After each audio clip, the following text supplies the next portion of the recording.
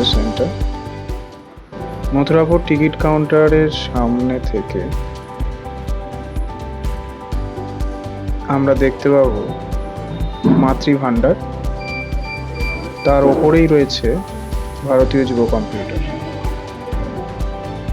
মাতৃভাণ্ডারের ডান দিকের রাস্তায় একটু গেলে পড়বে সাগর সুইটস, তার পাশের গলি দিয়ে সোজা আসবো, এসে বাঁদিকে দেখব ভারতীয় যুব কম্পিউটার সেন্টারের ঢোকার গেট। সোজা ওপরে চলে আসবো, আসলেই দেখতে পাবো মথুরাপুর ভারতীয় যুব কম্পিউটারের রিসেপশন এরিয়া।